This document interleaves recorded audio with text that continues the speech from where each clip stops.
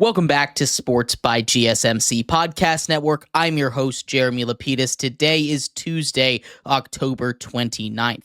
If you are just tuning in, we just went over the Monday Night Football game that saw the Steelers take care of the Giants at home, 26-18. In this segment, we start off our NFL Power Rankings. It is Rankings Tuesday, of course, so we're going to start off, as always, with ranks 32-17. But before we do that, remember, if you would like to be an even bigger part of the show than you already are, all you need to do is go to gsmcpodcast.net. Or if you are on YouTube, you can use that super chat feature.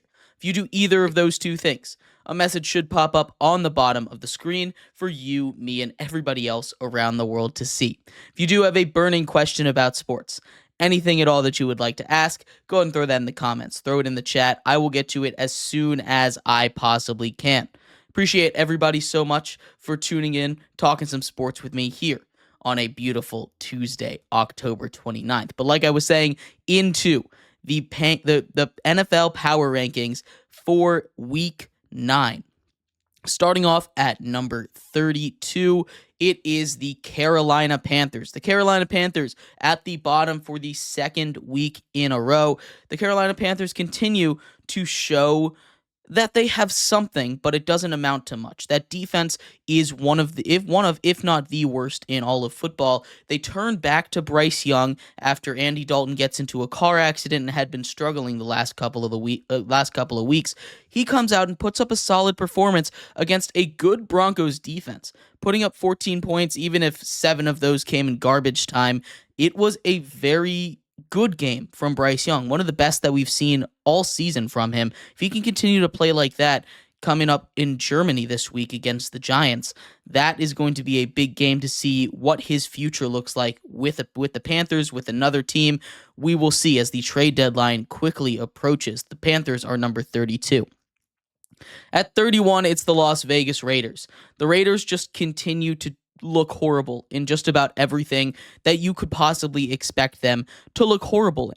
The Raiders, once again, don't have much offense going. They have a superstar at tight end. They cannot get them into the end zone. As good as the Raiders want to be, and I know it was against the Chiefs, still, they can't get the run game going. They're able to put up 20 points, and Gardner Minshew has his moments. He always has his moments, but it's not enough. This is a Raiders team that has holes just about everywhere. They don't really have a run game. When Alexander Mattison is your lead back, you have an issue.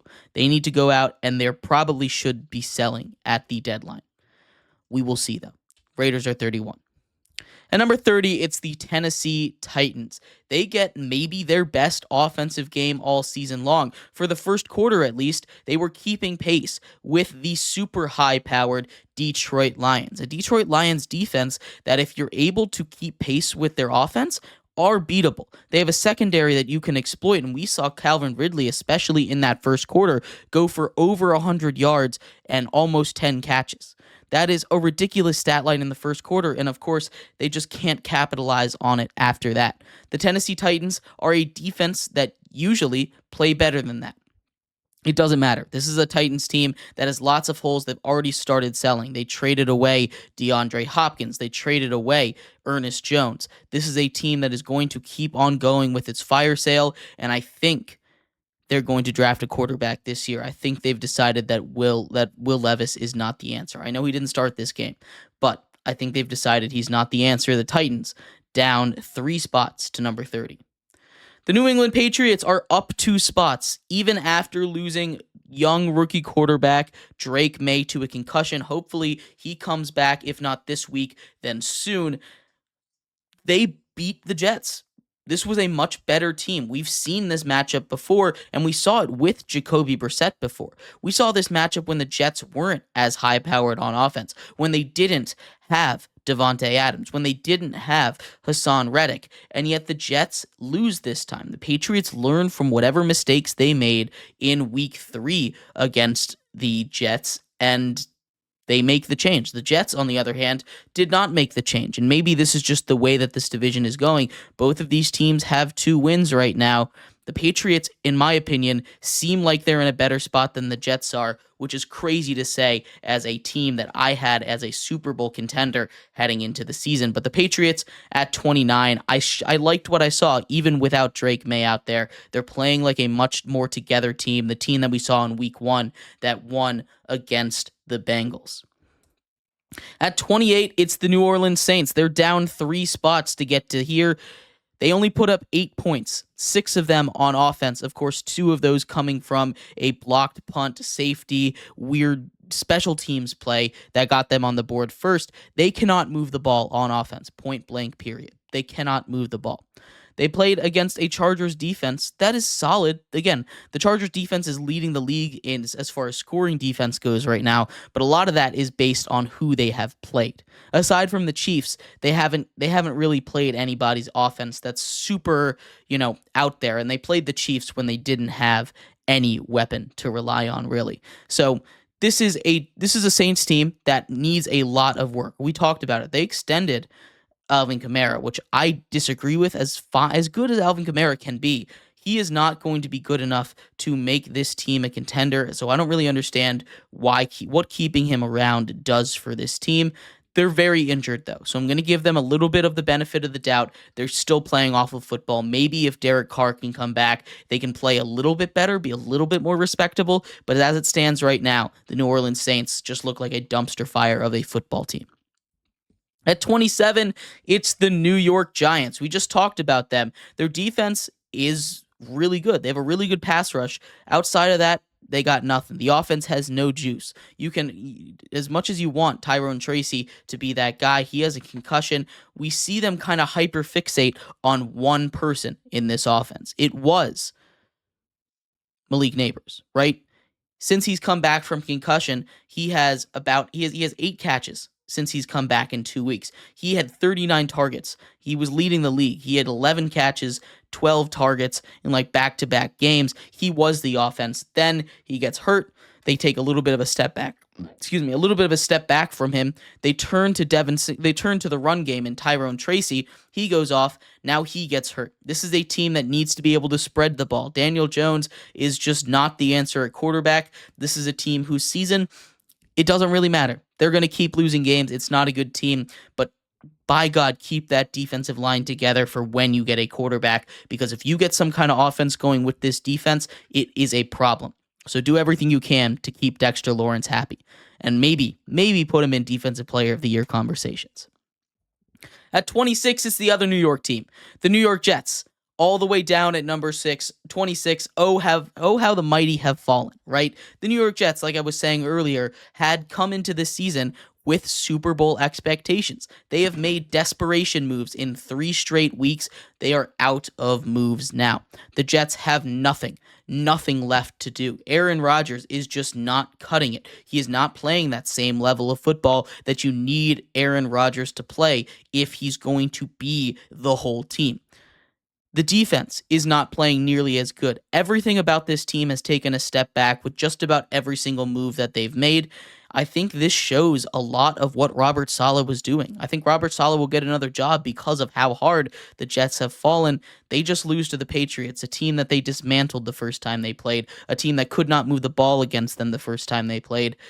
This is a Jets team that just looks like it's on the steepest descent to the bottom of the league right now. At 25, it's the Jacksonville Jaguars. They put up a fight against one of the better teams in the league, in the Green Bay Packers. They nearly win this game. They drive all the way down to tie up the game. The defense, especially the secondary, still isn't good enough. Malik Willis comes in and leads a game-winning drive. You have a game-winning kick for the second week in a row for Brandon McManus since joining the Green Bay Packers. The Jacksonville Jaguars played a really good game against a really good team. I think this team has a lot of optimism around it. I'm not going to say it's a good team. Obviously, losing Christian Kirk does not help. to a broken collarbone. He's done for the season, but this team feels like it still has something that's buzzing, something that it believes in a little bit, and that is really important when your team is as bad as the Jaguars have been this season. At 24, it's the Colts, and we'll go into a deeper dive on the Colts tomorrow when we get into what happened with Anthony Richardson, but I'll just say this right now. Flat out, it's unacceptable how bad he was playing, and I understand why they benched him. If you haven't heard, Anthony Richardson was benched today in favor of Joe Flacco. They're 4-4. They're fighting for a playoff spot. I understand this decision. It helps them win now, but I think it kind of hurts them a little bit in the future because you don't know unless they've already made their decision on Anthony Richardson, which I'd say if you think 10 games is a good enough sample size, that's fine. I would trot him out there for a little bit longer, but I understand you need to win football games. Joe Flacco is the quarterback of the Colts. I've been selling all my stock because I was real high on this team. With Joe Flacco, I think they have a chance to make the playoffs again, but still, not the way that we expected it to go. Lots of problems, specifically around Anthony Richardson here. We'll see if he gets another shot next season. At 23, it's the Dallas Cowboys, and I punished them not too much for their loss on Sunday Night Football to the 49ers. You can say all you want about this team, about how they're bad, and clearly they are. They're in the bottom half of this power ranking. They're at 23. They're in the 20s. This is not a position that you want to be in, an envied position for a good team, right? This is a team that it's looking up at 11 teams right now in their own conference. And yet, I think that was the best game the Dallas Cowboys have played since week 1. The Dallas Cowboys came out there on Sunday night, and especially in that fourth quarter, they got some really important stops against a Niners rushing team, that's one of the best in the league. They got some really big plays by CeeDee Lamb, something that they hadn't had all season long. There was a lot to be excited about if you are a Cowboys fan from that loss. Still not a good spot to be in, but this was by far their best game of the season, even in a loss. At 22, it's those Cleveland Browns. How about the Browns? They are our biggest risers of the week, up 8 spots from 30 to 22. A big week for them. Jameis Winston comes in and provides an instant spark offensively. You can talk to me about how he almost threw 3 interceptions and almost cost them the game. The key word in anything that you just said there is almost, because he led a game-winning drive. He led the Browns to win. That is hope right there in Cleveland. Something they haven't felt all season long, and something that I think even in a really, really tough division, the middle of the AFC, that wild card race is still wide open. They can go and get that if they continue to play like this. Jameis Winston is going to make his fair share of mistakes. That's just how it goes with Jameis Winston. You got to live with those, and you're going to live with those big plays too. I'm excited to see what this Cleveland Browns team can do now that they have a little bit of life in them. A big win over a really good Ravens team. Cleveland Browns up 8-22. At 21, it's the Miami Dolphins. The Dolphins also move up in a loss. I know it's not the most, obvious thing to do here, but Tua came back and he played good football. The offense looked competent for the first time since week 1. Really the first time all season. Even in week 1 and week 2 when Tua was there, the offense did not look very competent. They were making lots of mistakes. They were able to move the ball downfield in this game. They were able to get their weapons involved. They had at least one drive where they hit a deep shot down the field. This is what you needed. Get Tua involved. This is not a team that I expect to make a deep run this year in the playoffs like I had at the preseason, but this is a Miami's Dolphins team that has some life finally. This is a Cardinals team that fights hard. It's what it does. It's what they did last year. It's what they continue to do this year with this coaching staff. The difference is this is a Cardinals team now with some talent, so they're going to be able to beat you because they play harder than you. The Dolphins just need to get that same Cardinals mentality. Hey, we're going to keep playing until the final whistle. We're not going to give up. If they get that in them, they could be a dangerous spoiler kind of team. Dolphins here to 21. At 20, it's the Cincinnati Bengals. Another rough week, a big loss to the Eagles in this one that they kind of needed pretty badly. They're falling pretty far behind in the division race. Again, with how muddled the AFC is as far as the wild card spots, they're not out of it yet. And with how dangerous that offense is, they can still find a way in. The defense has a lot of questions to answer. They almost made a couple of big stops against Jalen Hurts and the Eagles there. They were able to slow down that Eagles offense, if just a little bit, but that's a tough unit to slow down. The Bengals need to play better as a whole, but I was happy with I wasn't angry with what I saw out of this Bengals team. They're only down 2. At 19, it's the Los Angeles Chargers. They continue to beat up on the opponents they're supposed to beat up on. They beat the bad teams, and that is how, with the Chargers, you start looking at a team with a respectable with a respectable record. They come off of a tough loss against the Cardinals the other week. They go out there and they just dismantle the Saints. That's what you need them to do. A big bounce-back game from Justin Herbert, especially. We saw J.K. Dobbins get into the end zone in this one. This was just a well-played game on all units by the Chargers, only giving up 1 touchdown defensively. It's a solid defense. Like I said, they still haven't really played too many really good opponents. You look at it, they played the Raiders, the Panthers, the Steelers, the Chiefs, the Broncos, the Cardinals, and the Saints. There's not too many of those teams that you point at and you say, wow, that's a potent offense, right? They were able, and the ones that you would say, hey, they have an okay offense, they lost to. So this is a team that has a lot of work to do, but they are going to beat up on the bad teams, which is why they're in the teens right now.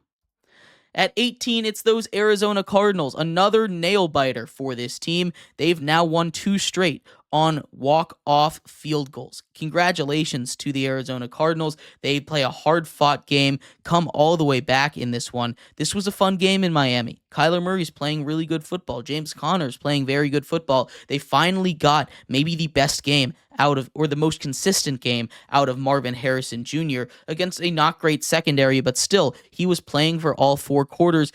I feel like he took some of the criticism that he got from that Monday Night Football game, and he played a lot better. He's still not playing up to the level that I and a lot of other people thought he would, but still a big game for Marvin Harrison Jr. against a Miami Dolphins defense that has shut down a lot of top wide receivers in the past. And at number 17, it's the Seattle Seahawks. We talked about them being on fraud watch. They continue to stay on fraud watch. What they were just subjected to by the Buffalo Bills was an absolute whooping. They got destroyed in this game. Every facet of it. The offensive line snapped the ball over Geno's head, stepped on Geno's foot on a crucial 4th down. They were unable to convert in the red zone very often. This is a team with a lot of issues going on, but they have a very talented team. They're another one of those teams that, like I've been saying it this whole time, they're kind of like the NFL's litmus test. If you beat the Seahawks, you're probably a good team. If you lose to the Seahawks, you're probably a bad team. Now, that test doesn't always work. You know, the Giants beat them, but still, this is a Seattle Seahawks team that I think should hover around 16 for the rest of the year, barring anything crazy that happens. We're going to take a quick break here, though. When we come back, we finish up our NFL power rankings, 16-1. So make sure you stick around for that. We'll be right back here on Sports by GSMC Podcast Network.